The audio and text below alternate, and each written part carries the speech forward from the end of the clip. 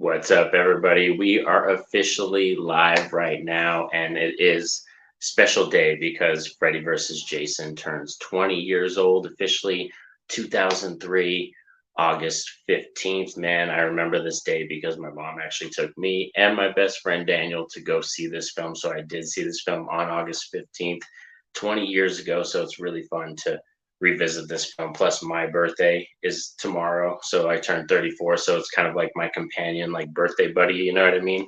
The fact that this film turns 20, and like that was like just an awesome birthday gift to have these two horror icons in cinema meet on the big screen for the first time. And this was the first Freddy film and the first Jason film that I ever saw in theaters because I believe I was 13, turning 14 when this film came out. So yeah, I was 13.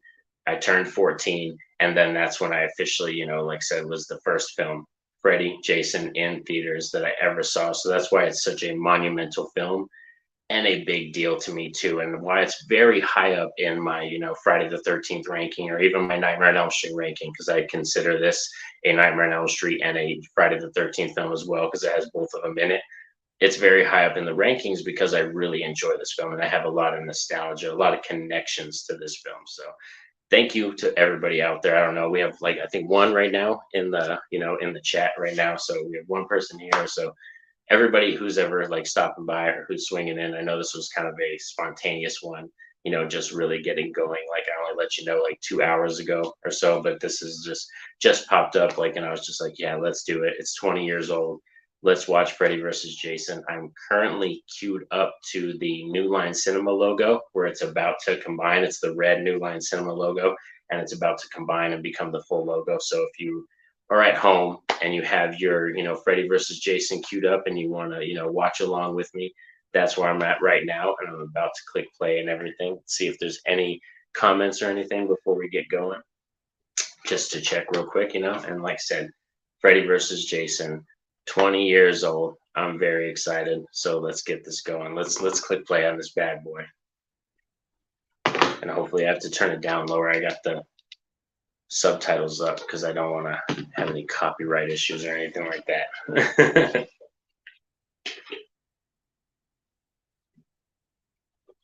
Starting right off right now, we're in the boiler room. Like I said, we were combining the logo. Intro, we are in now. Hopefully you guys can't really hear it. I even got my special Rogue One popcorn tin right here. This is my favorite popcorn tin.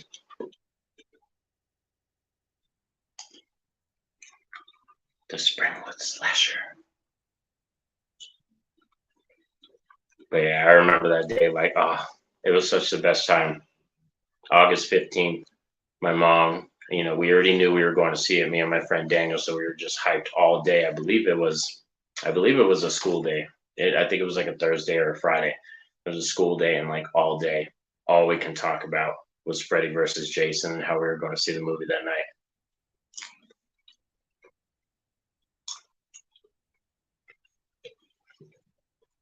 And this is just huge. This film was huge. Like, you know what I mean? Like, in terms of versus films, we eventually got Alien versus Predator and stuff like that.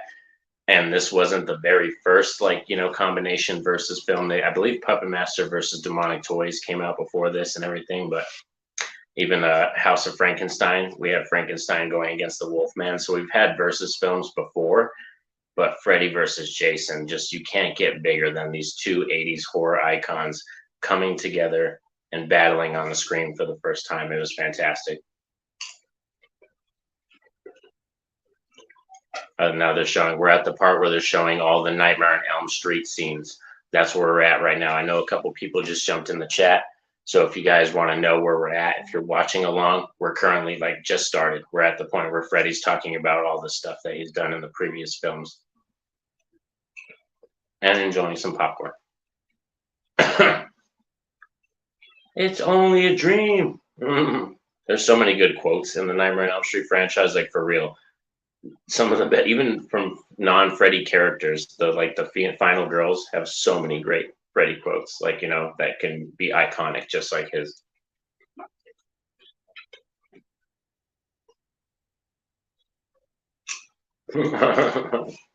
Someone who will make them remember.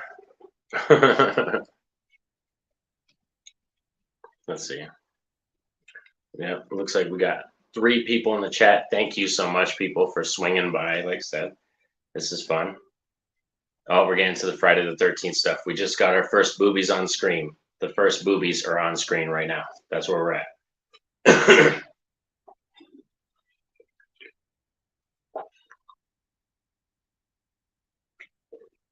That's why I love Friday the 13th films, though, because they're so simple. Slasher concept, Jason Voorhees, some great practical kills, beautiful characters, but they're going to die, but you're most likely going to get to see some nudity and have some fun before they die. You know what I mean? A lot of these kids, they can't really say, like, oh, we had it that bad. Like, they were, smoking, chilling, drinking, having sex and everything before they died. So it wasn't like they went out on the worst day of their life or anything like that.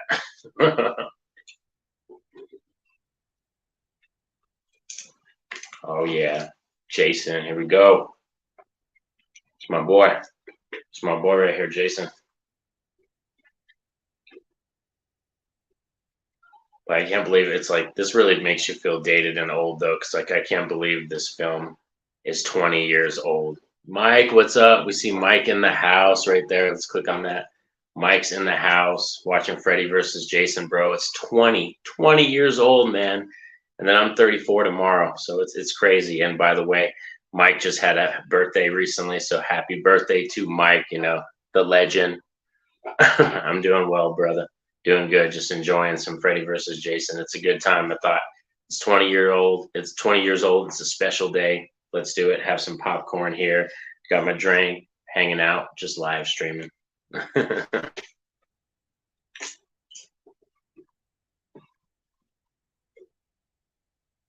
And I like the camp setting too. For Jason Voorhees, that's my favorite thing is the camp setting.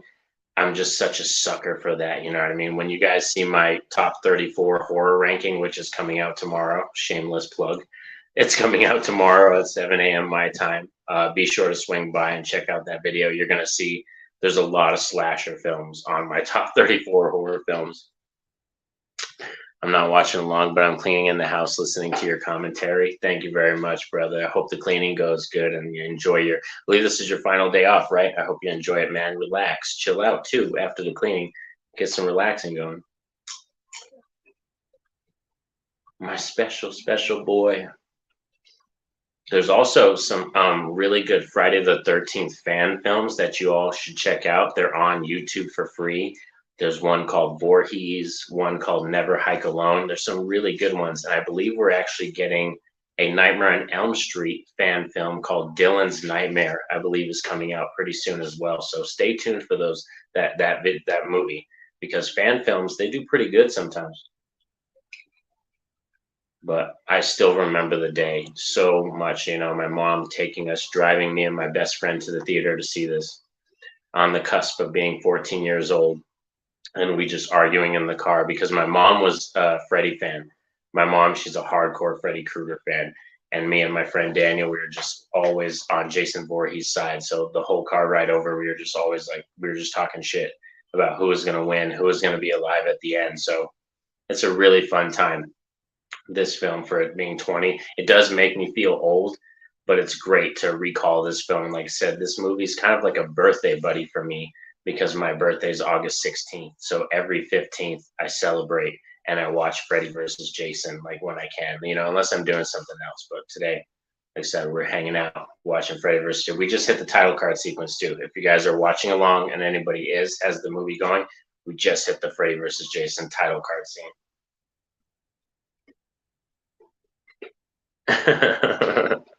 Yeah, it's my special boy. Yeah. Elm Street. And that was always some funny things that everybody laughed. Like Camp Crystal Lake is so close to Elm Street, 1428 Elm Street. And you can't be mad at the cast in here. Like the cast, we got a very gorgeous cast in here. Some of them might not be the greatest actors and actresses, but the whole point is casting really fun, beautiful looking characters when you're doing a slasher film. So this fits the Friday the 13th, narrative and kind of the formula for Friday the 13th. Nightmare on Elm Street is where they get more in depth with the story, and that's what I think adding in the lore between the dreams and how Freddy's trying to get Jason to kill people in the real world so that way they can be more afraid of Freddy and he can be, come back to life. Because right now Freddy's really weak and he can't attack anybody in their dreams at this point in the film.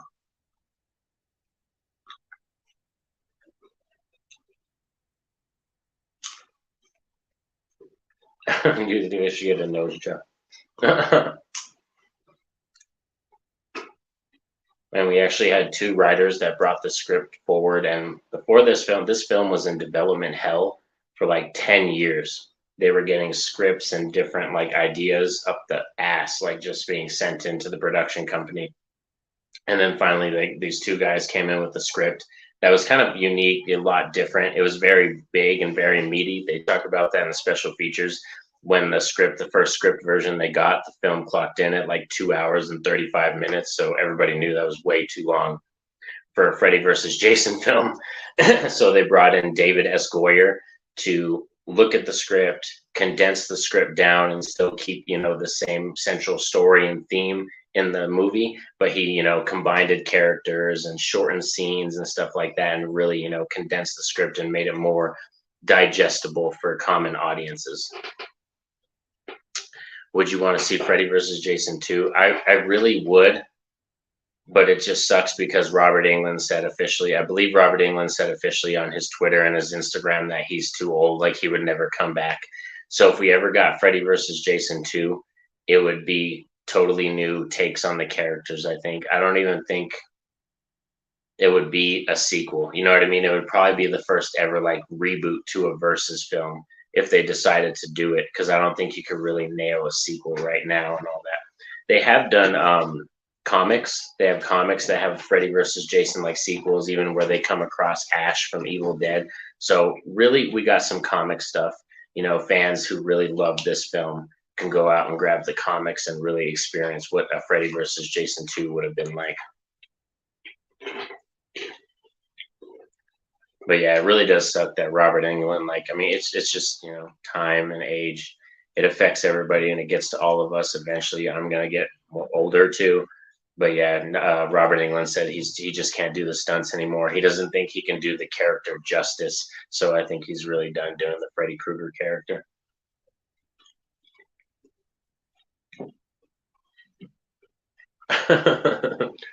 Can you massage it?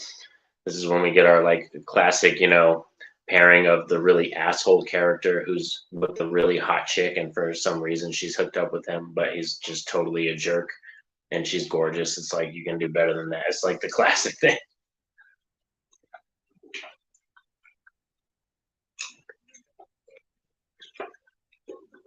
And I think our main actress, I believe her name is Monica Keena, who plays the lead actress in this film.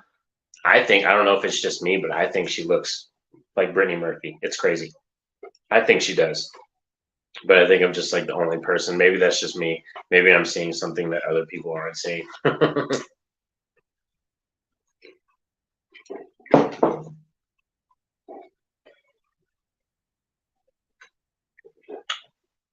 And we're watching along, of course, using the Scream Factory or the Shout Factory box set version. I got the Freddy vs. Jason right here, so this is what we're watching it on. I actually digested some of the special features too before I started this. That way we can talk about some things once we get to certain scenes.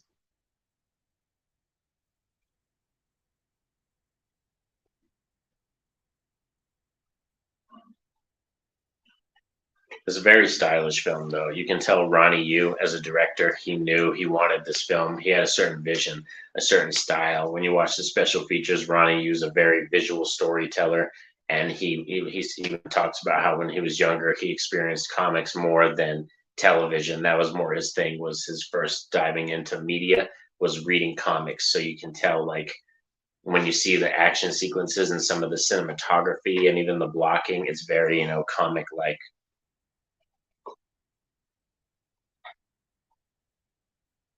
The back door was closed.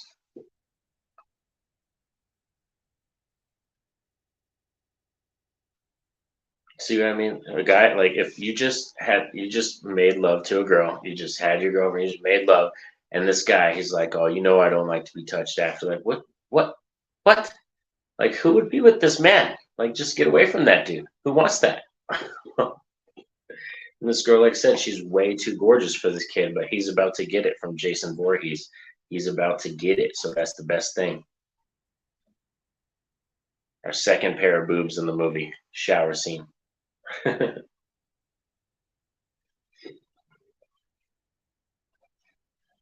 But yeah, this guy gets it hard. Jason spares no expense. Hey, Drew, what's up? Is that Drew in the house? What's up, Drew? Just watching Freddy versus Jason, celebrating 20 years of this film. It's freaking crazy, right? Oh man, thank you for your support, Drew. Too. It's always appreciated. Oh, that folding of the bed, like that. Oh, man, that kill. Just can you imagine? He was still alive too. Like Jason stabbed him a bit. Guy was still alive, and then just folded the bed on him. Ugh.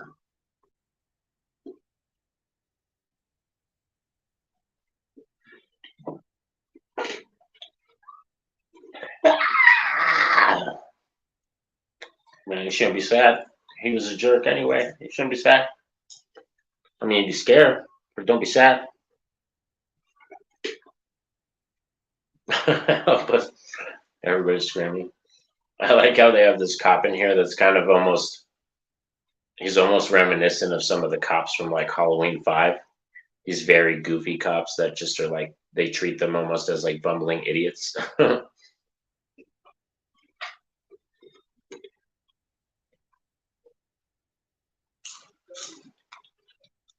It's got to be Fred.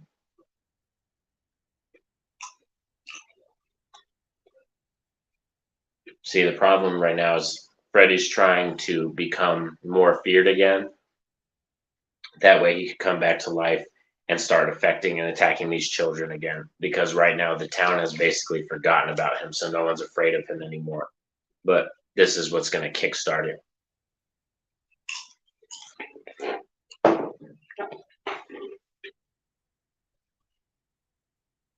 Uh-huh. Good work tonight, Stubbs. And there's always that asshole like boss cop that doesn't like tell you what's going on. He's like he doesn't want to tell you anything.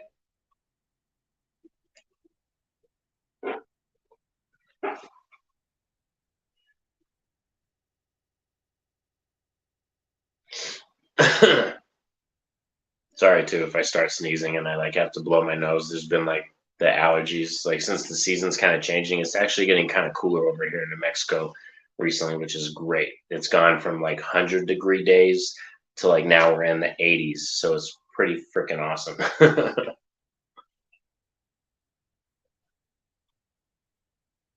And now we get our first Freddy Krueger dream sequence as she recalls, and now he's able to kind of, affect her, not touch her, not attack her, but he's able to come into her dreams right now. Which is one thing I could say about this film is like I love this film and a lot of it is nostalgia.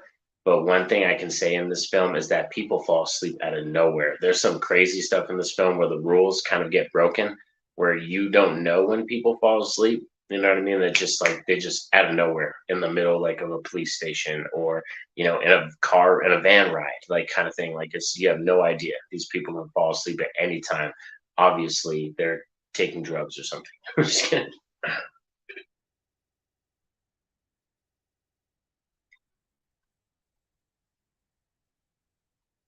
Oh man, I remember this though. The theater, like this kind of first sequence, this first nightmare sequence in the theater, people loved it. Like they were just like the whole theater was packed, and I think it was like one of those 11 o'clock midnight showings on the 15th, or 11 o'clock going into midnight the next day, and just packed theater. Some people were dressed up like Jason and Freddy. We had some shirts, and like I said, my mom, me, my best friend, popcorn, nachos, drinks, slushies. Freddy versus Jason going into my birthday night. It was fantastic. Like it was a really good, like I said, fond memory because gonna be one of the best memories of my life. You know what I mean? Especially for a birthday at that age, and being a horror fan, having Freddy and Jason tackle each other on screen, and at my first experience with both of them on screen, the big screen, fantastic.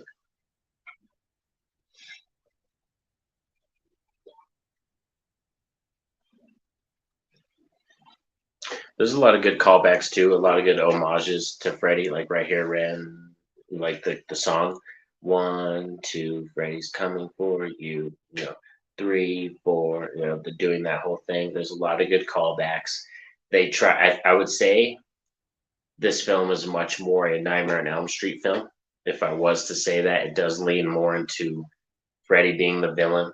Freddy's more of the central evil and the focus, and you get a lot more lore with his backstory. Jason's kind of just in here. That's one kind of minor negative I would say is like I really do wish that Jason was utilized better.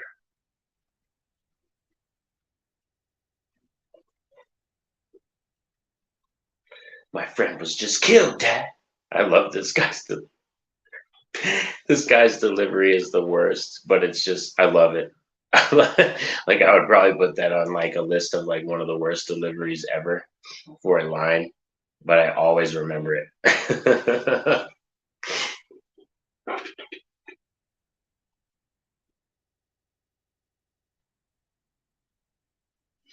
I'm gonna get him for you, Trey. He'd be like, yeah, this guy's gonna take out Jason. This guy, he's gonna get him. He's gonna hunt Jason down. That's what this dude's telling Trey right now. Trey's spirit, because your friend's hardcore dead.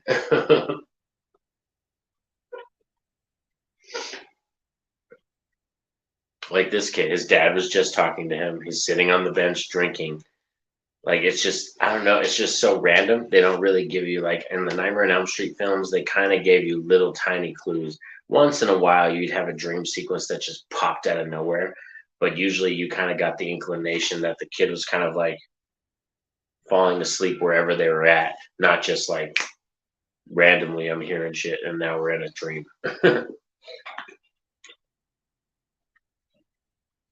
Woo! That Shadow Freddy too. Some of the CGI doesn't age that well in this film, being 2003. A lot of films from like 2000, 2001, 2002, 2003, that whole kind of stretch of era, CGI didn't really catch up to films yet. And I think there's some really, there's films in that gap area that don't age that well in terms of graphics.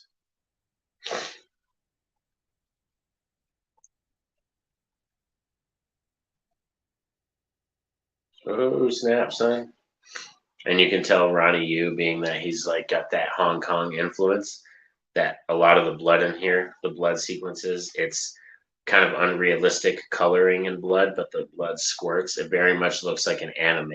And if there's anybody out there who's like into, Japanese anime and stuff like that, you can see how Ronnie Yu took a lot of influence and put that into this film. Because when you get sequences where people get their arms cut off or they get sliced in the chest, it's just blood squirting everywhere, raining down. It's crazy.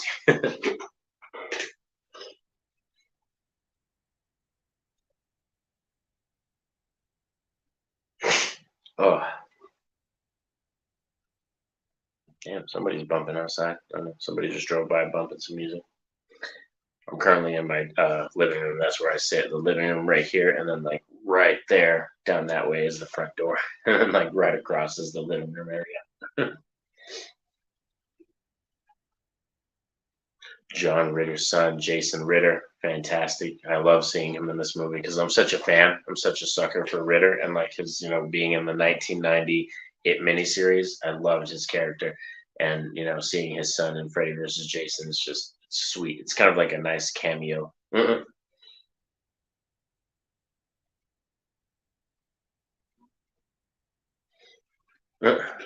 And right now we're at the sequence where where they're locked in. They're locked in the facility, Weston Hills, because they keep these kids separated from the other kids. That's how they kind of shut down the whole Freddy Krueger thing and the whole lore of him. Is anybody who was dreaming about him, who knew about Freddy, they locked him up in Weston Hills and kept him separate from all the other children. I'm an Uno guy, so go grab an Uno deck.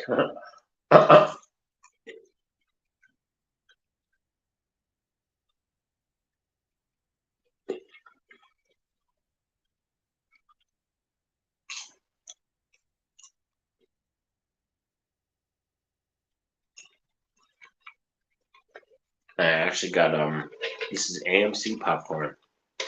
They had it at my local Walmart. AMC popcorn, and it had like the butter that you could squirt on top of it. So That's what we got here in the Rogue One popcorn tin.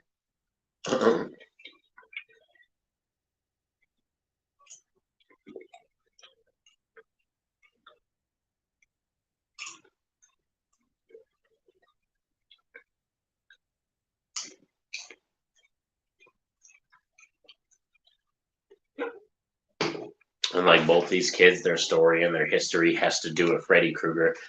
So that's one thing, like I said, is like kind of a minor negative for me is that this is definitely more of a Freddy Krueger heavy film. You know what I mean? It focuses a lot on Nightmare on Elm Street, and a lot of these kids are affected by Freddy. Jason's just kind of in there to be that thing that really brings Freddy back because they start fearing Freddy Krueger again. And then when it comes down to the third act, someone they have to use somebody to fight him. So Jason kind of becomes the good guy in the third act. So that's what I like too. For me, is like there's kind of a good, a positive, and a negative to that whole thing.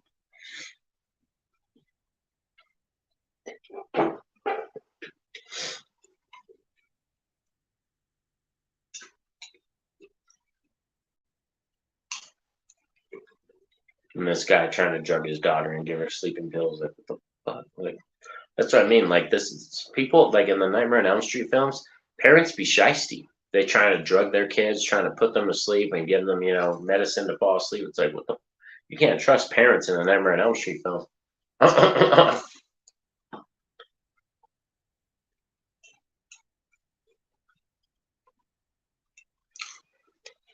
But another thing that was pretty cool to see about this film was that be it Robert Englund was still pretty young at the time when they did this film. He did a lot of his own stunts, which was really cool. Seeing him get down with, I believe it's Kurt Kersinger is the guy who plays Jason.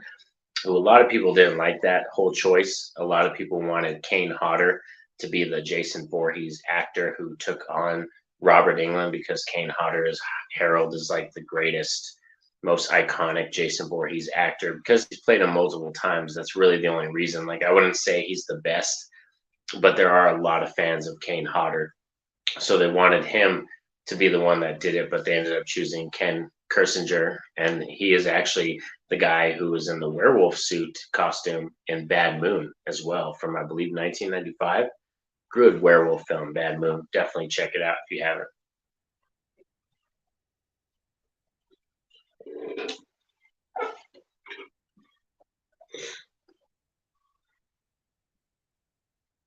I should have actually put that in the thumbnail. Watch along and commentary because commenting and I'm telling you guys all these cool like fun facts and shit. I should have put that in the thumbnail.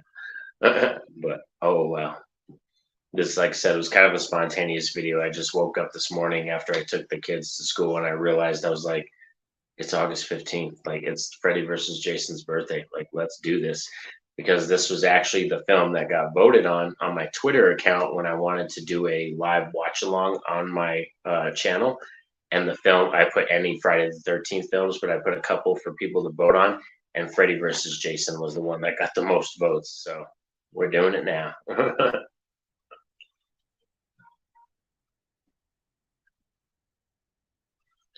I think Kelly Rowland did a good job, but people give her slack. Excuse me. A lot of people give her a lot of slack, Kelly Rowland, for being in this film and saying she's a bad actress. When you watch the special features, she really went for it. She tried and hard every scene. They did 20 or 30 cuts. And of course, like that, you can say that's like because she's an actress, not a real true actress, but she tried hard for her role. And I think, she delivers. And I like her chemistry with Lenderman, you know what I mean, in this film, like their chemistry, those two characters, I think are really fun to be around. So for me, Freddy versus Jason is just huge nostalgia, a great gem, one of those iconic films that I never thought would existed back in the day because the first time they teased this was in Jason Goes to Hell. So at the end of Jason Goes to Hell, we have Jason Voorhees' mask on the dirt at the end of the film, and then all of a sudden you hear Freddy laugh, and then the hand comes out of the ground and grabs Jason's mask and like drags it to hell. You know what I mean? So that was our first inclination of the film, and that happened in the '90s. So it took, like I said, 10 years of development hell, coming up with script ideas, new producers, new directors, and stuff like that. And then they finally nailed the formula down and got a crew together and this film came to fruition in 2003.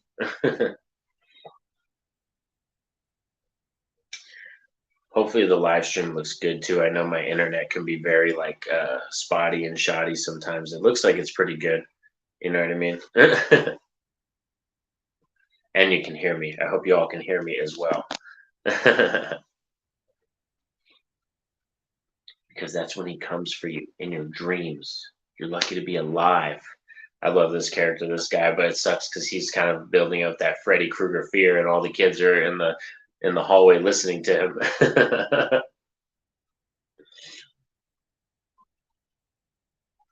Damn.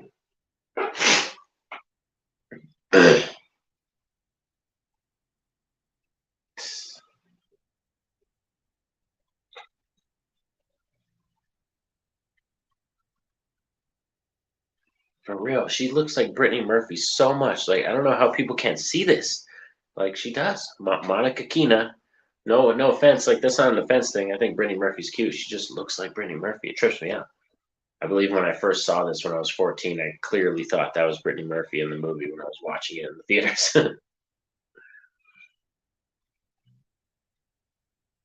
But rest in peace too, Brittany Murphy, fantastic actress. Rest in peace. We do miss you. Someone who was taken way too soon from us.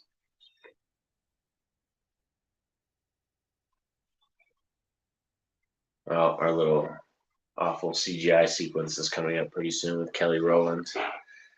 Got your nose.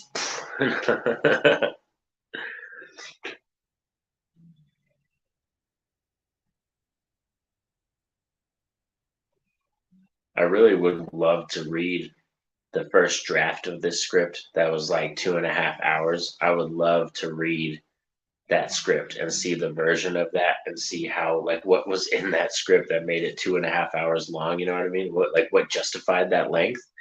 I would love to see that first draft of the script.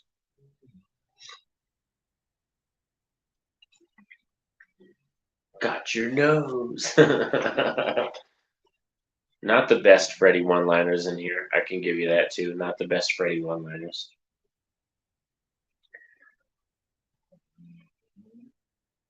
I kind of sorry if you can hear somebody snoring back there. It's my dog. My dog right here, Bishop right here. My big pit bull. He's sleeping on the couch, and he's the one that's snoring back there.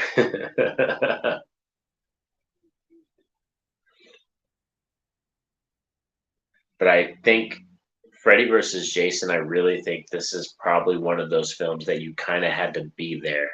You know, you really had to be there to experience it in that time and be like a horror fan in that era. Like, you know, kids that were like 10 to 15, or even like people that were a little bit older than that, that grew up with Freddy versus Jason, you know, in the 20s and 30s that were at that age in 2003. You really had to be there. And I think if this is a film that you've never watched, or you're younger than me and you never saw this film, this is definitely one that I can see people watching and being like, "Oh, that's cheesy. That's campy. The CGI sucks. Acting sucks." I can definitely see that and why people would say those things. But for me, yeah, it's just reminds me of this key time in horror, and that's why I really do adore this film.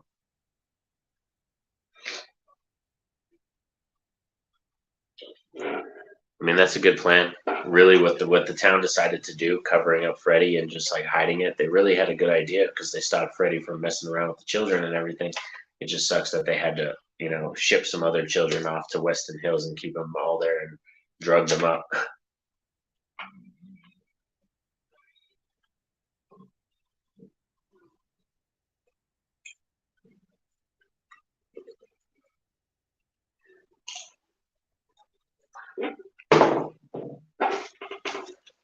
I love this van. And in the special features, they talk about when they had to flip the van and like the stuff they had to build. They really did a lot of special effects and a lot of stunt work for this film. They set people on fire. They had people on wires and were yanking them and shooting them across like, you know, certain distances, and had a rolling van in a certain sequence. So they really had a lot of cool stunt work and a lot of stuff that went into this film. You know what I mean? Let's see if any more comments. Just checking. Gotta go talk to Lori. Sorry. Like I said, these allergies are killing me. I'm so ready for fall. So ready for fall for real, for just like that time of year. And then winter. Fall and winter, my favorite times of the year.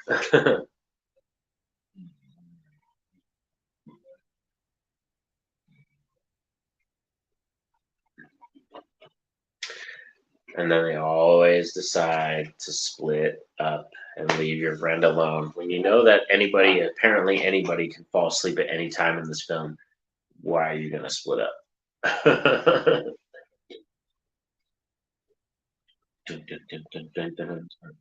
party sequence. This was really cool. Okay, we're at the party sequence in Freddy versus Jason, just in case anybody is watching along. We're at the party sequence. And right here is really fun because this scene, like the certain fire effects and the guy who was the stunt man who played Jason Voorhees had to walk like 75 feet on fire, and to a certain point he couldn't even see while he was walking, so he had to wear earpieces, like an earwig in his ear. That way they were able to communicate him and tell him where to walk while he was on fire. And yes, he walked 75 feet to capture a certain sequence that's going to be coming up soon in the movie.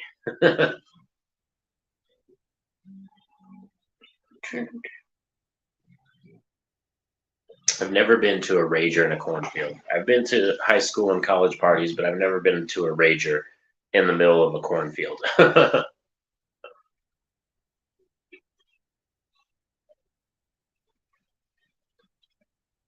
was playing a drinking game.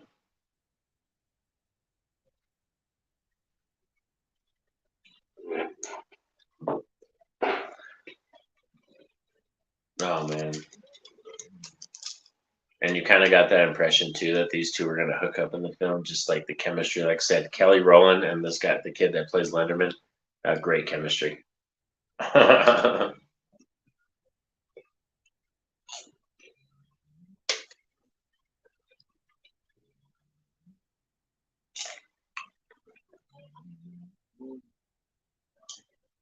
People would probably recognize that actor. He's from Girl Next Door with Emil Hirsch and Alicia Cuthbert.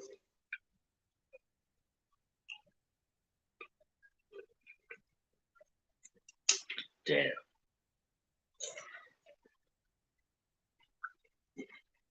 Mm.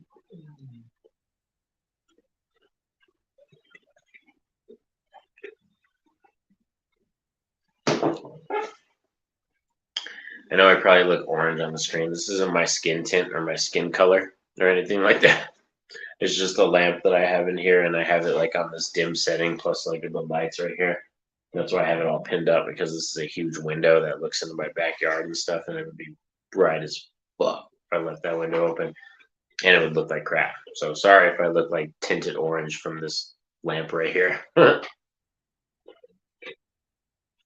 gonna go grab a drink real quick as well too. I know nobody's in here right now, or it says nobody's in here, but I'm gonna go grab a drink.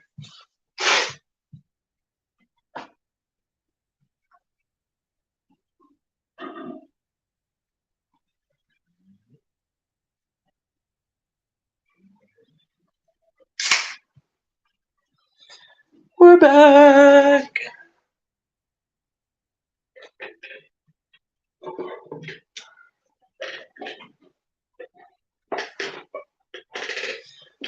Where was your dad? Oh my god, I'm gonna sneeze. Sorry. Oh man, like I said, these allergies, not fun.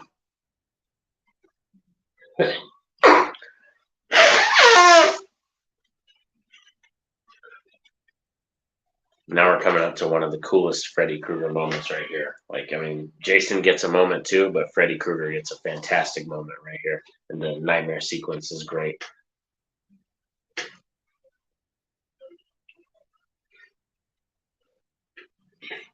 Trey, I cannot believe you.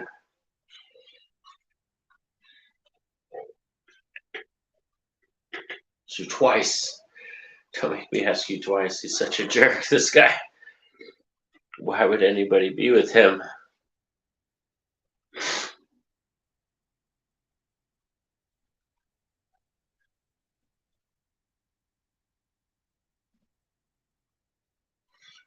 Actually, this corn reminds me of the fact that I actually recently just watched the Children of the Corn remake and like was not mad at it. Like a lot, I was expecting it to be one of the worst horror films I've ever seen.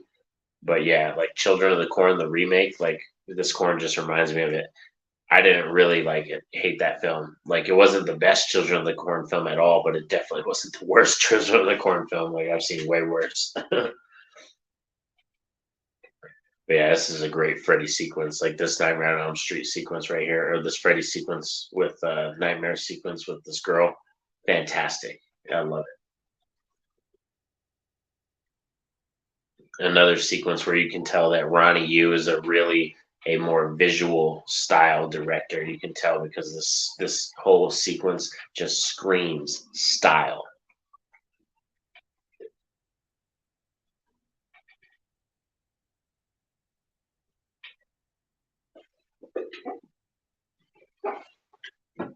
And there is a lot of practical effects in here. I know the CGI doesn't age that well with this film, but there still is a lot of practical effects in this movie.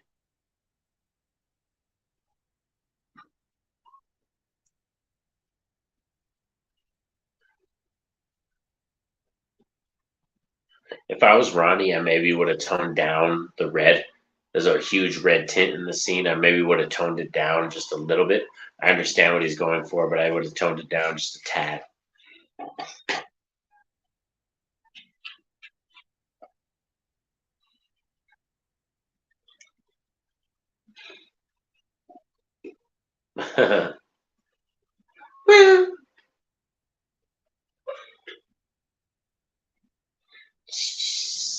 With this little scratching. I've heard Robert Englund does that to people on set, like would just walk around and scratch the claws on metal and like bother people. The thing to fear is fear himself. Oh, Robert Englund, just a god, man.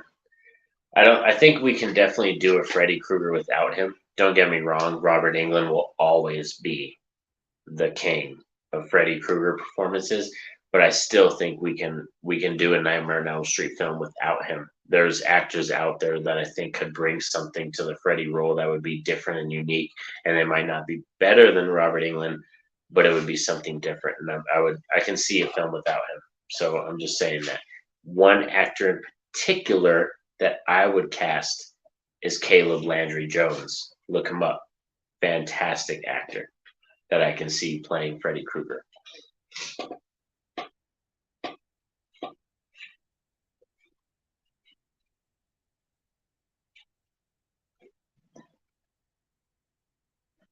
Oh man, why would you come out of the locker? Like, who cares? Just stay in the locker.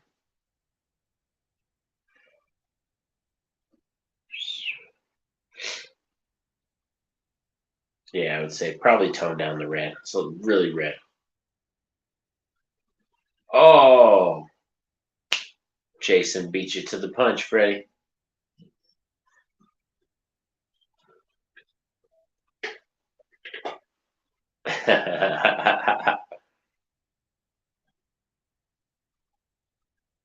She's mine.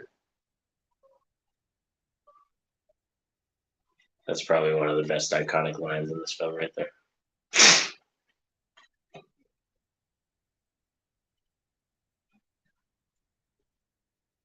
Everclear, by the way, I've had it at parties, at college parties. Everclear is intense. Fun story, by the way. Might as well, since we're just shooting the shit and we're watching and we're live streaming right now. Fun fact that at a party one time we were doing flaming Dr. Pepper shots. So we had shots of Everclear that you would light on fire the tip and then drop it into the Dr. Pepper and then you chug it. And yeah, one of my friends decided to, throw it into the cup instead of dropping it, and it flew over, and like the Everclear that spilled onto the counter caught on fire, and we had to like just throw it. Like it wasn't a huge fire; it was just like, of course, that one stupid person that was like, "Oh, I'm gonna throw it in the cup, man," and then it flew over and caught the counter on fire. Like there's always got to be that one person. But this is the sequence right here, yes, where the stuntman for Jason Voorhees for Kirsinger in this film walks 75 feet on fire They slowed down the frame rate so it looks slower, and he's walking a longer pace. But oh man, this was so cool. And you had the production and the second unit director like feeding him the directions into his ear because he couldn't see while he was on fire, and just telling him, veer left, go right, turn here. You know what I mean? It was really cool. Special features in here are definitely worth the watch because it will make you appreciate the film just a little bit more. Oh yeah, I'm gonna enjoy this. Jason's about to go ham, so I'm gonna enjoy this. Flaming Jason cutting through teenagers in a cornfield. Who knew we needed it until we got it?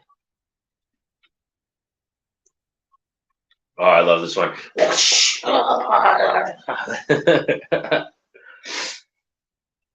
Oh man, he looks so badass right there. For real.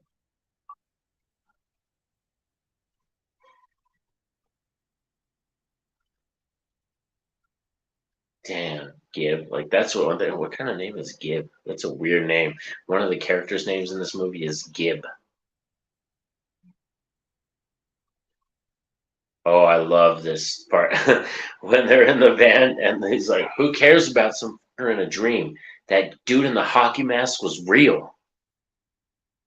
That goalie was pissed about something. Like that line had me rolling in the theater. I was like, had me rolling because they're like, "Who gives a shit about some dude who's in your dreams?" Like they're like, that dude was intense, Jason.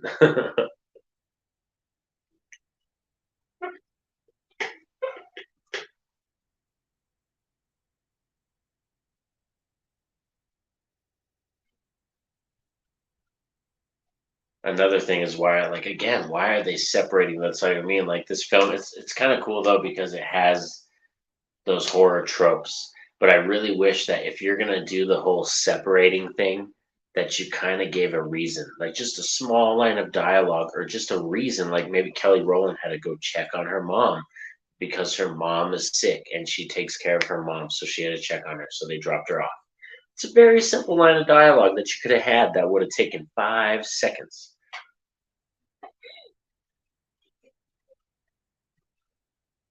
Yeah, I don't think you should do that either. I don't think any of us should separate. Did you see what the just happened?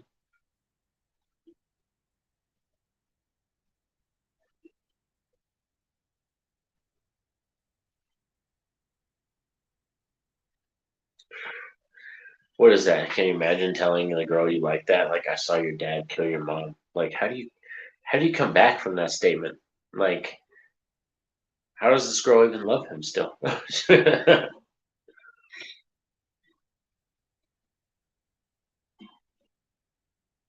Which is one thing is how did he see the dad kill her if the mom was dreaming and died from Freddy Krueger? He basically should have saw her just writhing on the bed and then die. Like, how did he see the dream that she was seeing if he wasn't asleep and he was crawling up to her room to go visit his girlfriend? That's the kind of stuff that doesn't make sense. Like I said, there's certain attention to detail type things that don't make sense in this movie.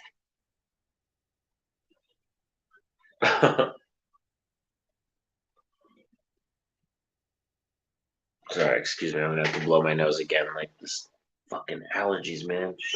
Shit.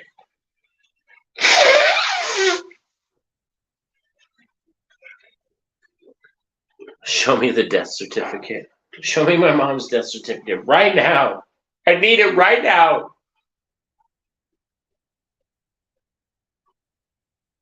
Oh my god. This girl's going for it. Monica Keena is going for it. I don't think she's a bad actress. I think she does a fantastic job. People talk crap about her as a final girl, but I think she does a fantastic job in this movie.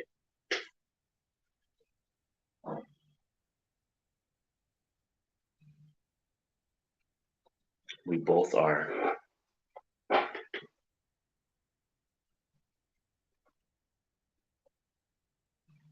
Why don't you take some of these pills? Because I'm an awesome dad. No, I was joking.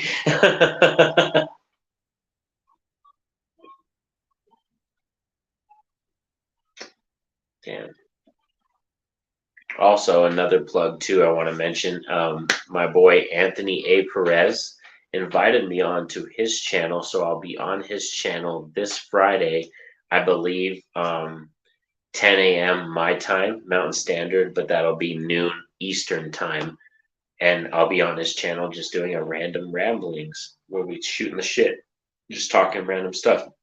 Excuse me, just talking random stuff. So be sure to go over to Anthony A. Perez, go over to his channel and subscribe. That way you're notified when we do that live stream, and you can come over and shoot us some questions. We'll probably answer some questions, but we're also going to just be kind of talking and what we watched recently and everything like that. Scooby-Doo is going to be coming up too, because I found out that Anthony A. Perez is a huge fan of Scooby-Doo. So we're definitely going to be talking about some of that, because I've been doing a Scooby-Doo review series on my channel recently as well.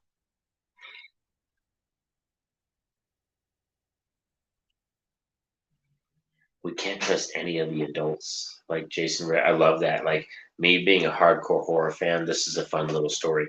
Me being a hardcore horror fan, I remember when I was probably about the age of 9 or 10, I remember going to my mom and asking her and telling her, Mom, if I told you that somebody was attacking me in my dreams or coming at me like Freddy Krueger, would you believe me? Like, I literally clearly remember going to my mom and asking her that. So like this, when you're a kid, is when you raise your kid to be a horror fan, you're gonna get some interesting weird questions. Like my son right now, he'll come to me and he asks me weird interesting questions, because I'm a horror fan. I love horror, and I had to introduce my son to horror, and even my kids and my daughters, uh, Izzy and Sunny. I introduced them to horror at a very young age as well, because that's just a part of my life. And like no matter what, like those films, I watch them, and they're gonna know who those characters are, because I got posters, I got T-shirts, and I wanted them to know who they were and know that they're just movies, and they all have their own vibe. Like one of my daughters loves shark films, my other daughter loves spiritual, supernatural ghost story films. And then my son, he's more in my realm. My son loves slashers. He's kind of more like exactly like me. He likes slasher films and he likes horror comedies, kind of thing.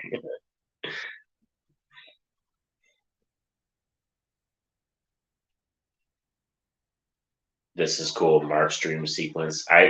Mark might be one of my favorite characters in this film. The Mark character, he might be one of my favorites, even though he kind of fucked up because he started the whole like telling kids in the middle of the hallway about Freddy Krueger. He kind of messed up there, but I like the Mark character overall,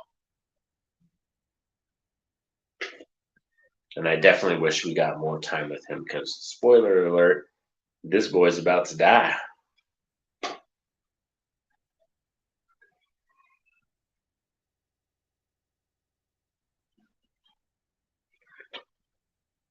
And I remember that being in the marketing too, like him screaming, like looking up like that, somebody please wake me up. Like I remember that being in the trailer.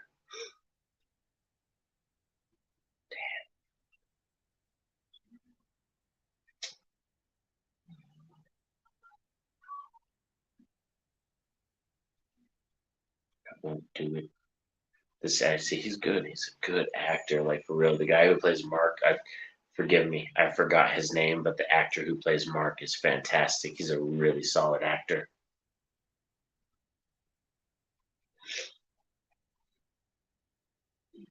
Oh, oh my god. See, like the way they're witnessing the dream right now seems like they paid attention to this sequence and realized that these people are awake. They're watching him dream. All you do is see a certain scene and certain things that happen to him, but it's like the other sequence where Jason Ritter's explaining to her that he saw the father kill the mom doesn't make sense, because he wasn't asleep. So how would he see Freddy mimicking the father's body, copying the father's look? How would he be able to see that? That's one thing that I don't understand. Like I said, attention to details in some areas, but not others.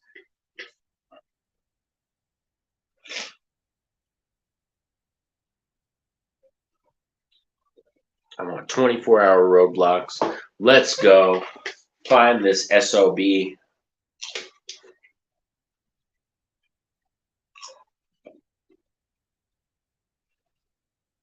He can handle this. So they're like, you look like tripping balls, bro. That cigar is huge.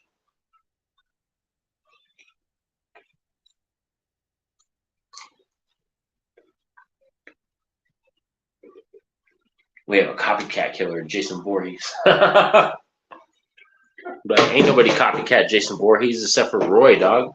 Haven't you seen Friday the 13th Part 5, dog? Roy was the only person that copycat Jason.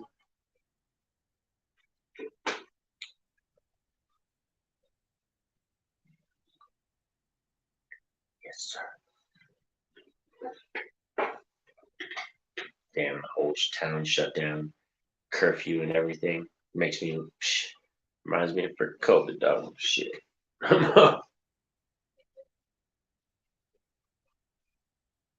Like this sequence makes more sense too because you see we have the one character, she's sitting on a couch, so she's much more relaxed, and you can tell like she would possibly kind of lay back and maybe pass out. So this is a more well done, well thought out scene right here.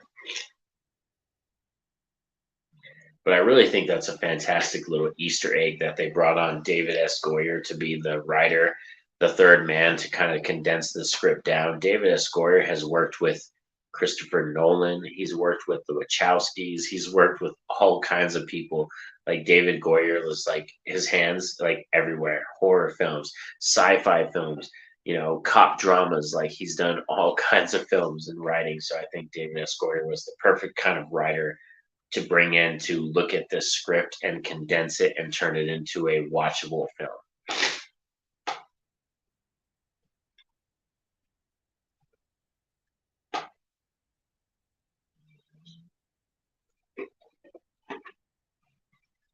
No, there's no copycat, bro. That was the real Jason, dog. Like I love him. No, he was real. Linderman's like, no, that SOB was real.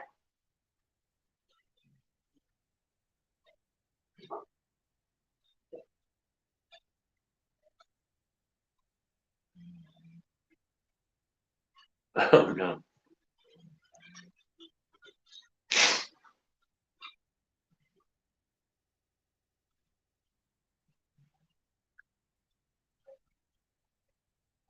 Freddy died by fire, Jason by water. How can you use that? That oh my god, like that bothered me. I don't know why. Like I know Jason fans out there will understand why that like bothered them. Like they're like, Freddy died by fire, Jason by water. How can we use that? Like what the like what does that even mean? Like that's one thing is like they tried to make Freddy, like said, the more dominant one in this film, and Jason takes a backseat. Like Jason was never afraid of water. He just couldn't swim. He wasn't afraid of water. He just couldn't swim. There are multiple times in the Friday the 13th franchise where Jason attacks people in water. So this sequence, this whole like mythology behind Jason's afraid of water was really something why I understand why a lot of Friday the 13th fans were upset that of the mistreatment of Jason in this film.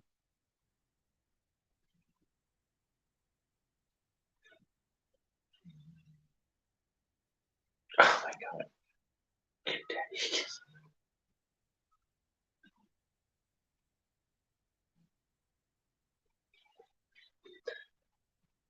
But your mouth says yes, yes. Oh, Robert England, man, he's crazy.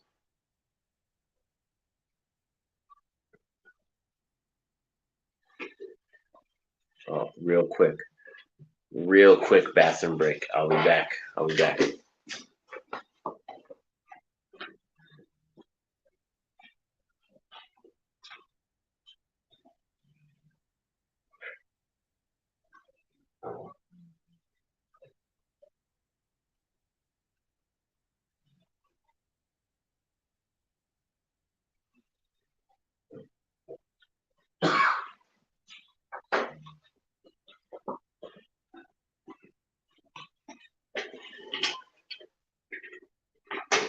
We're back.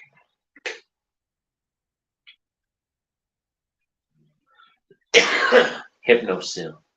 This is when they introduced the Hypnosil, which is actually something that's in the Nightmare on Elm Street franchise. So Like I said, there's a lot of attention to detail in terms of the lore for both Jason and Freddy. They introduced a lot of that stuff into this film, but it's very much other attention to detail, like certain sequences and certain scenes, the way they play out don't make sense.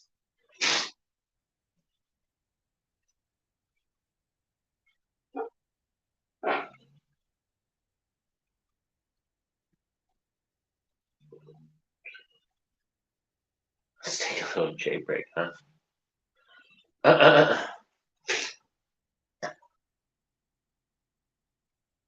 This is kind of like the cliche character from like a Jason film. You have that stoner character, but they add him into the Nightmare on Elm Street kind of thing, and then he gets his little dream sequence thing, which is kind of funny.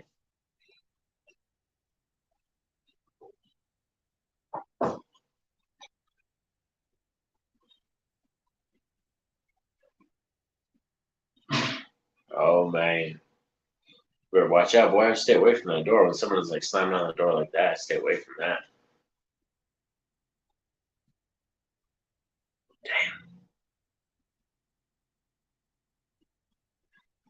Mm.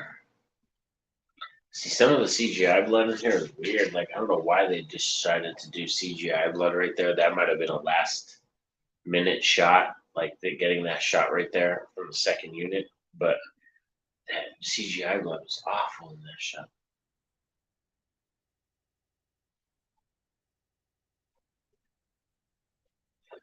They did. I don't know. They're fucking comas, bro. They dreamed forever because they took too much hypnosil.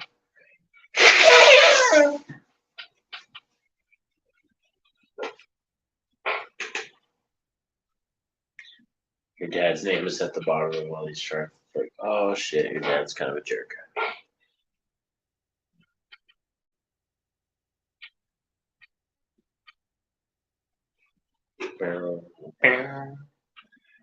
So if anybody's watching along and you do have it queued up, we are currently at the dream sequence for the stoner, where he's going to see the awful, weird worm CGI Freddy Krueger. I know that sounds bad and it looks just as bad as it sounds, but I still have a fun time with it.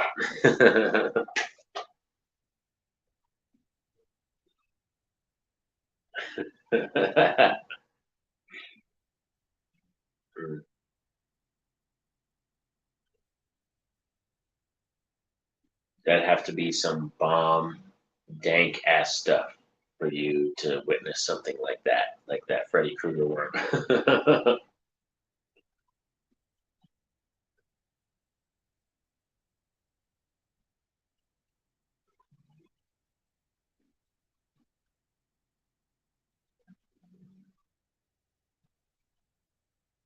What do you want me to do? I remember this part of the theaters, and like I was so mad at this guy. Where's the hypnosil? Like I remember being so mad at this dude in the theaters.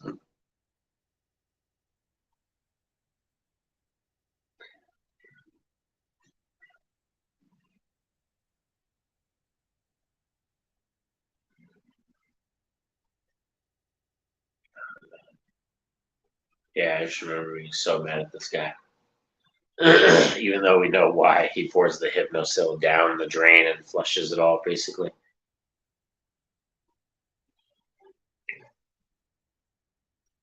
Freeberg. That's such a weird Freeberg. When you see that name written down, it looks so weird because I have the subtitles on so I can like read the subtitles because I have the volume really low. Freeberg is that stoner dude's name. Ah, why would you? Ah, dude. That's what I mean. That cop, like, he's clearly like supposed to be an homage, I think, to like the Halloween 5 cops. Watch Halloween 5 and see how they represent the cops in that film, and then watch this film, and you can see how that's kind of like an homage to them.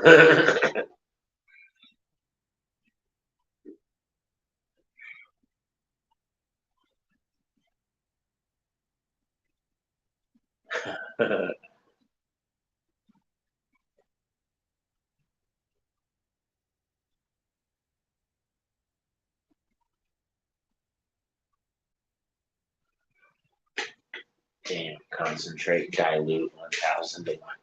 Damn.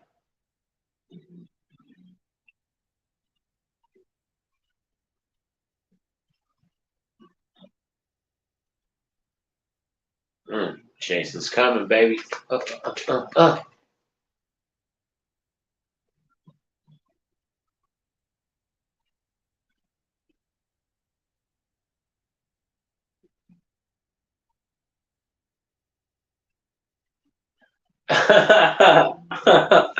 Let me handle this bitch. Freeberg is crazy, bro. Like the scene, like this is intense. I remember this in the theaters too.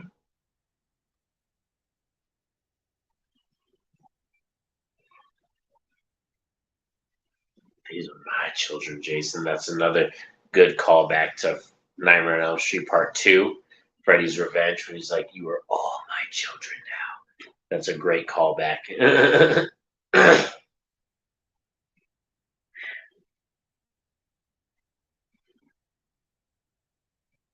Uh-oh. Jason's asleep now.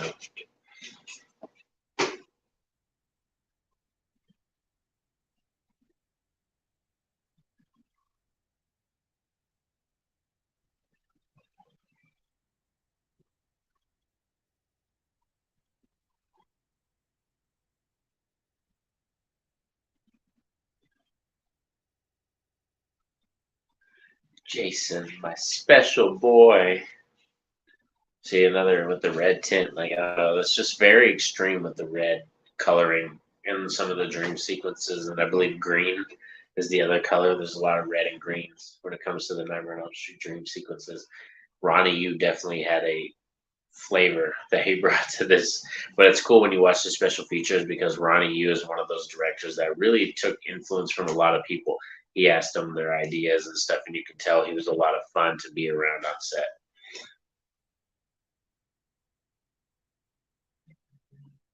Our first encounter of Freddy versus Jason. Here we go.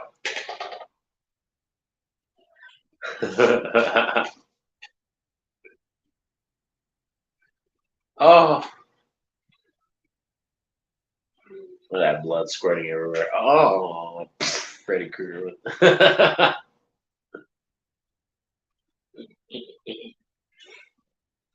I don't know how Freddy can stop Jason's like actual blow though. Like he's like, oh,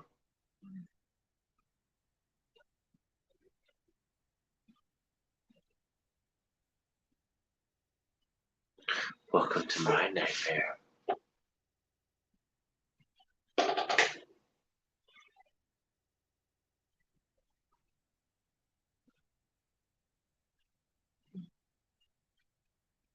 Mm-mm.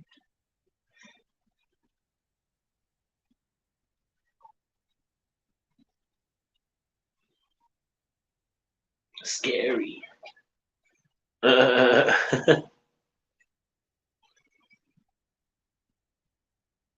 Like this was kind of silly. The pinball sequence with Freddy Krueger, this is kind of silly. I can understand why people would be like, this is a little bit like, out there. But, in a dream sequence, Freddy can do whatever he wants because he's control. He's God in the dream world kind of thing. Ooh,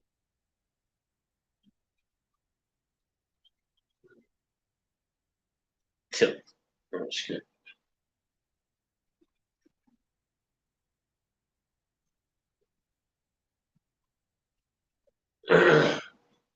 Why won't you die?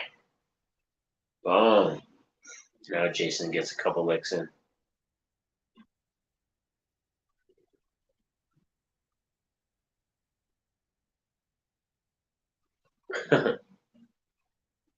See, like this thing, and then it turns green. Like this is the sequence that really a lot of Friday the 13th fans don't like. Like for me, I kind of take this as it's I kind of take this as its own thing. Like this is kind of fan fiction, but like I said, part of it is really heavy nostalgia, being that I was there 20 years ago when this film released and all that kind of stuff. But I can understand why Friday the 13th fans hate this sequence with him being afraid of water and then Freddy turning him into a child. I can totally understand that perspective.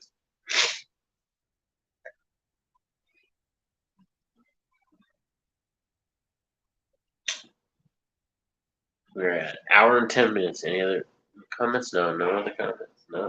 Like I said, feel free, people, if you want to comment, feel free to comment down below.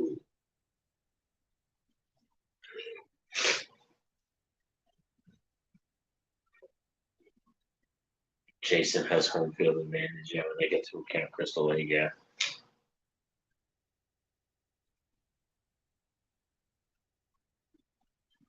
Yeah, the fight sequences are really cool. I think it's just more stylistic choices that Ronnie you went with. That I was kind of like, why did we do this?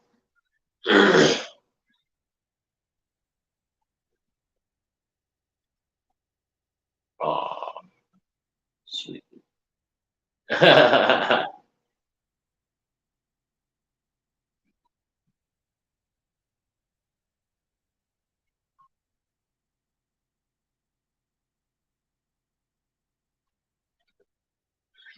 Let's see what really scares you.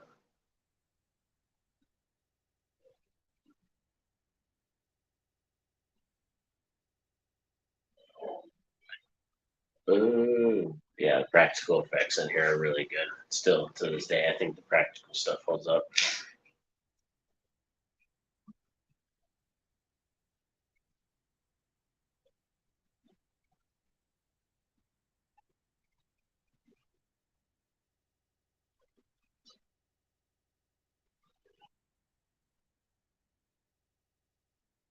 Like Jason gets this cool sequence. This is really cool, where it's like we don't really know like what does Jason dream about when he sleeps. So it's kind of cool that we get this sequence right here where you see like what Jason dreams about.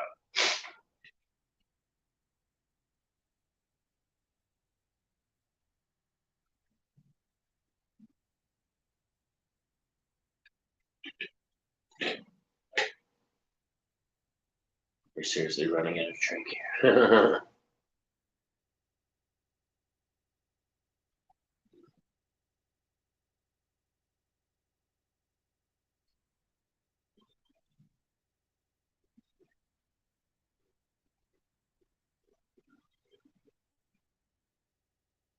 Just give me 15 minutes. But she doesn't know how long that is in the dream world. Like 15 minutes in the dream world can be a different amount of time.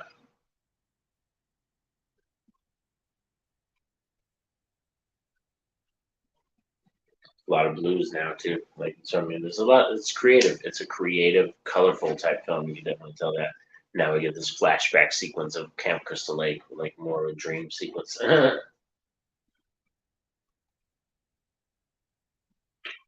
Oh man, damn. Yeah, I'll be right back. I gotta grab a tissue.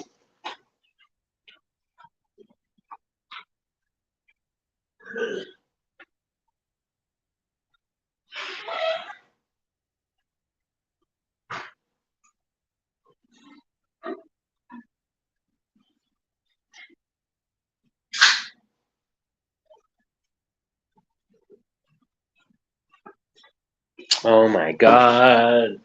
These awful campers, these camp counselors, how dare they frickin' fornicate while we're watching children? I'm sorry.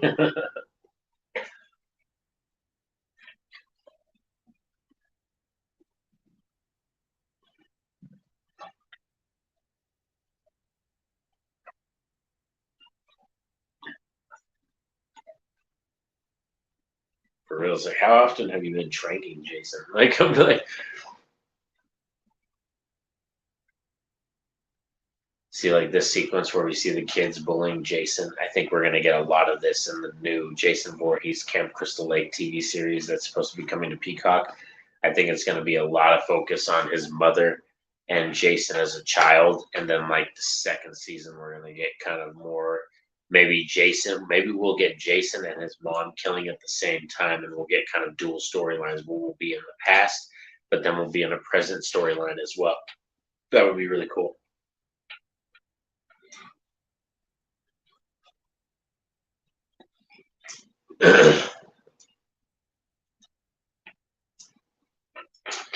Yeah, Bishop, what's up? The dog's getting up now. He's finally done sleeping.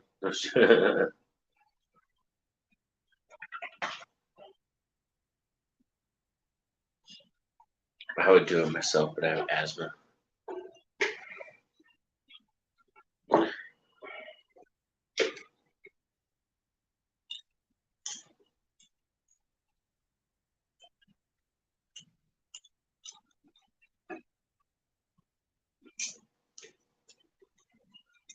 Oh,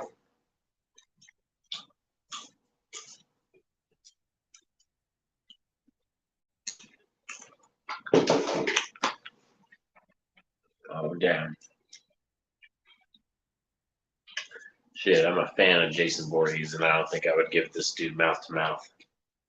Just in case you're all watching along right now, we are at the part where Kelly Rowland has to give mouth to mouth to Jason.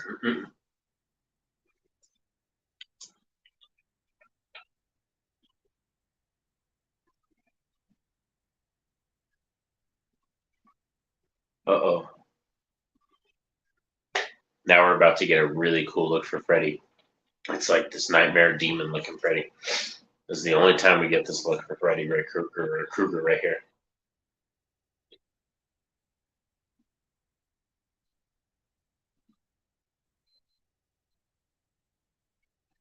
Miss your wake up call.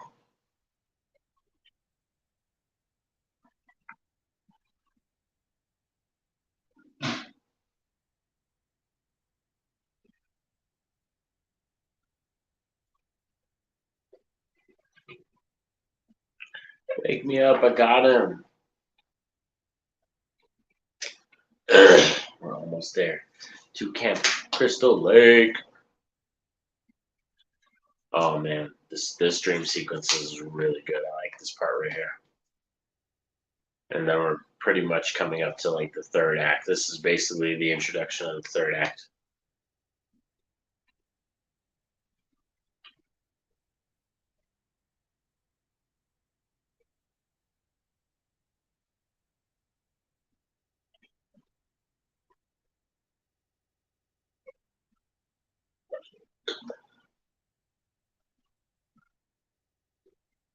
Now she's gonna witness basically what her boyfriend saw, or what he thinks he saw, but Freddy Krueger killed them all, and that's what's gonna happen. Bishop.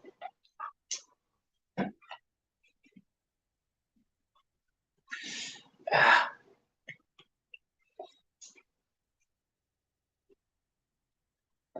here comes Jason. He's up.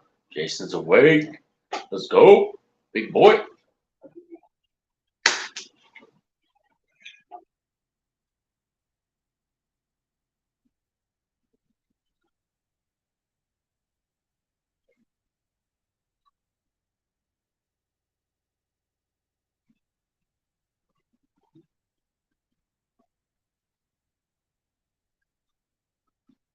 Oh snap! Jason's awake, dog. Boom! And he causes the fire in the game.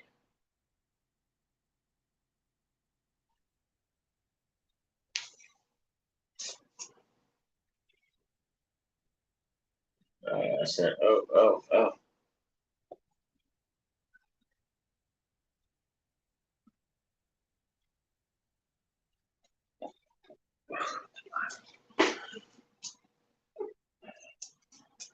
Man, Freddy Krueger is menacing, man. Like for real, just the concept of Freddy Krueger is like kind of terrifying. Somebody who attacks you in your dreams.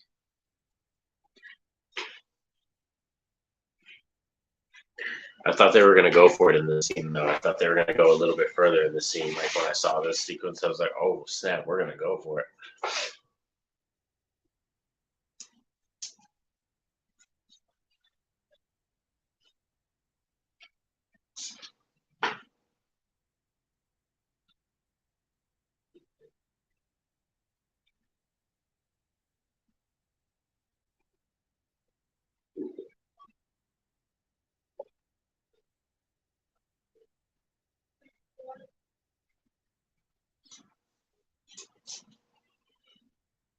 It's kind of crazy how they edit films down because when you watch the special features, you see that there's so much more that they actually shot for the sequence, but they like don't show it. You know what I mean? Because they just skip past it or edit it around it. Now we're about to get it. Freddy versus Jason in the real world.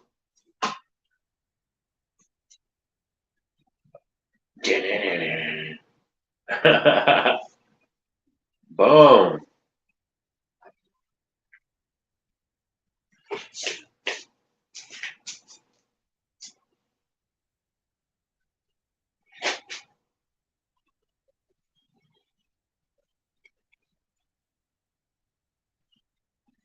Go down, Bishop. Go down. Aw, snap.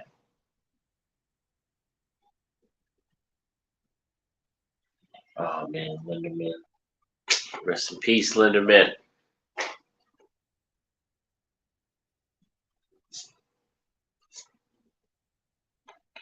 Just gonna rest here for a minute.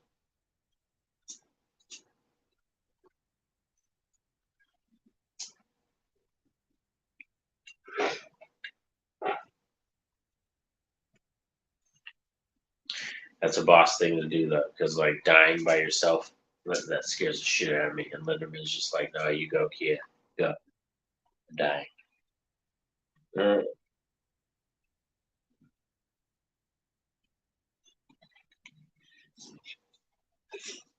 what?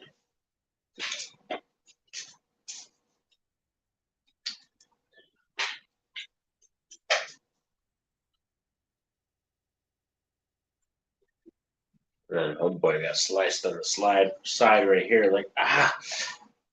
Oh, Freddy. This is great. This is great. This part's great. Freddy versus Kelly Rowland.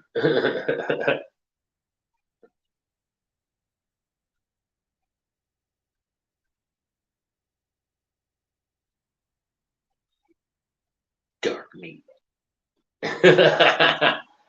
Oh man, Freddy.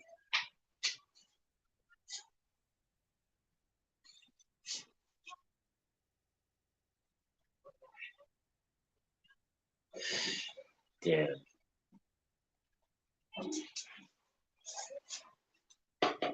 You're not even scary. What's with the butter knives?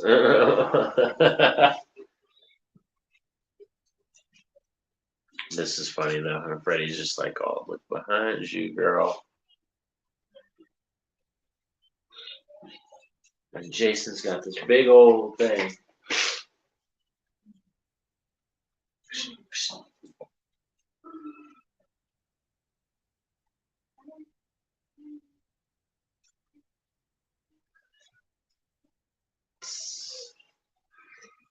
Here we go. Here we go.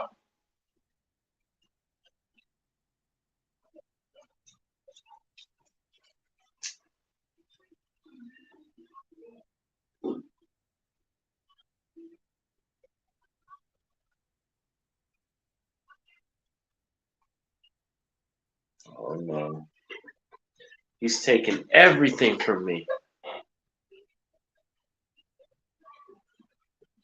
Dun, dun, dun, dun. And Ronnie Yu, like when he talks about the special features, like this sequence when he has Freddy versus Jason actually going at it, a lot of the stuff he talks about in the quotes is like he was talking about like WWF, like wrestling moments and keeping it very raw, keeping it very real, and all that kind of stuff. So you can see how he wanted it to be gory, gruesome, and raw. Man with torpedoes.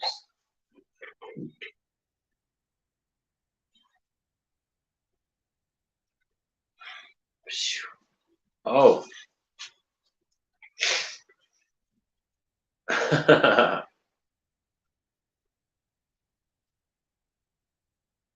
This sequence is great. So bloody. I love it. Up here.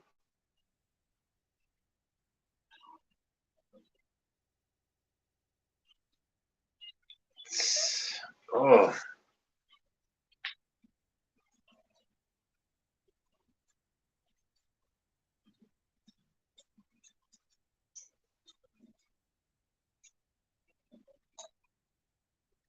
damn. Mm.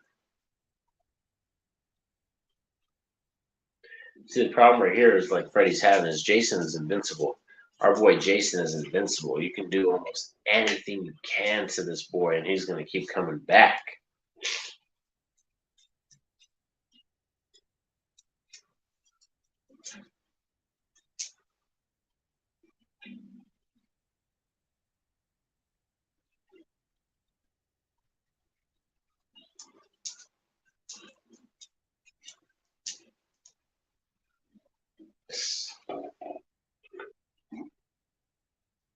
hilarious. Like right here when Freddy's like, oh, like floating to him, and he's like, Jason's got him. Jason's got him. I love it. Bishop, go lay down, relax. Oh, just gory everywhere.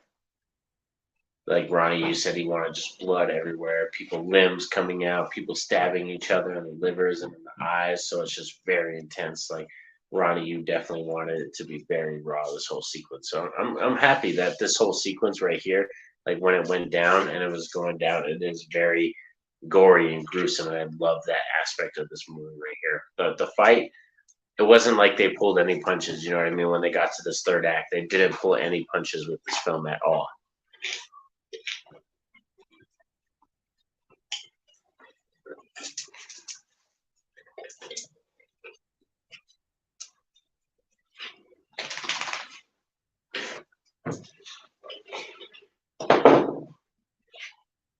Oh man. Now he gets to use the machete. That's Yoshi over there, if you can see him. That's Yoshi. Oh man. He's slicing Jason up. Oh my god. My boy. Protect my boy.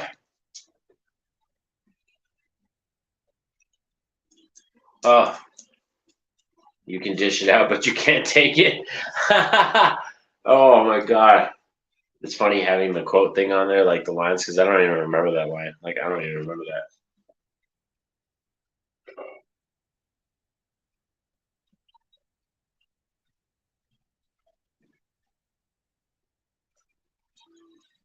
Uh-oh. Here she comes with the fire. Freddy!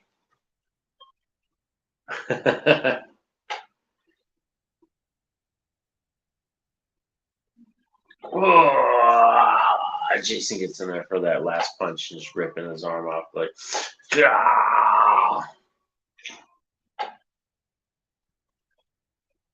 Oh man, so epic.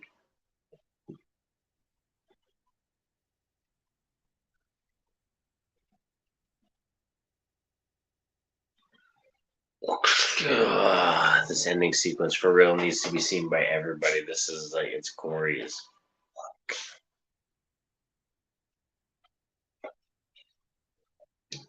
Yeah.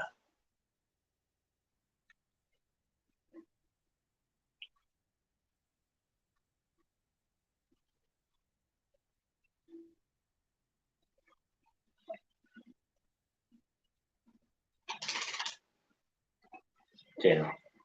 Oh, it's blowing up. Boom. And then this sequence is cool because you see them get Jason and Freddy just get launched. Of course, those are stud doubles right there, but launched while they're on fire. Epic.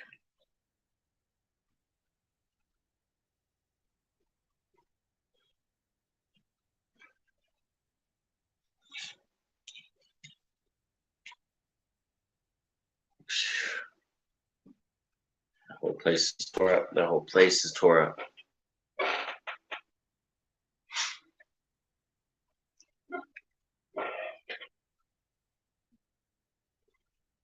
For real, how do people not think that this girl doesn't look like Brittany Murphy?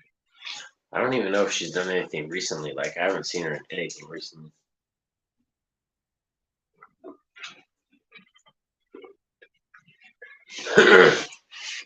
Uh-oh. Uh-oh. Here we go. Here he comes.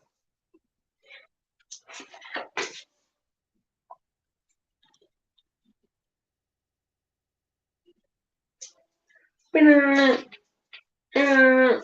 I love this.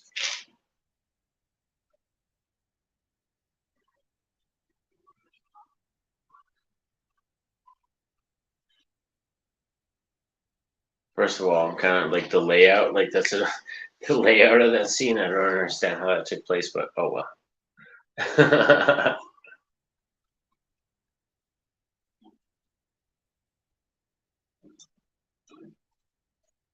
Oh yeah. Freddy getting stabbed by his own glove. Just so gangsta. Welcome to my world, bitch. Yes.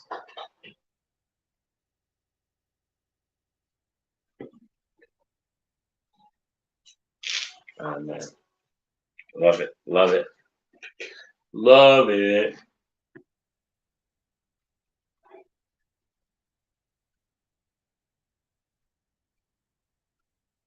She looks so badass too, like final girl status, like just covered in the blood and the scratches right here on her chest and the face. Like she looks badass.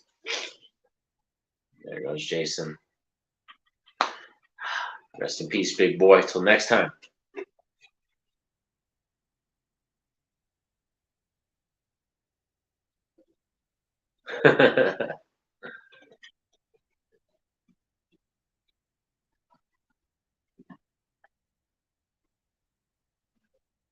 Damn, there's fire everywhere for real. The special effects and the stunt work, the stuff that they did on here, like they spared no expense. They went for it and tried all kinds of stunts in this movie. It was crazy.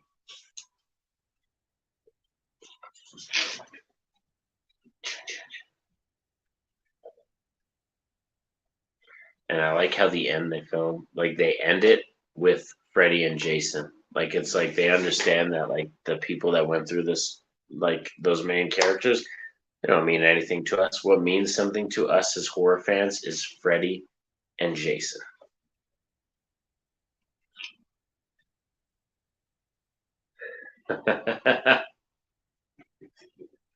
It's an ambiguous ending. They wanted to keep everybody happy, but I still view Jason as the winner because he came out with more body parts.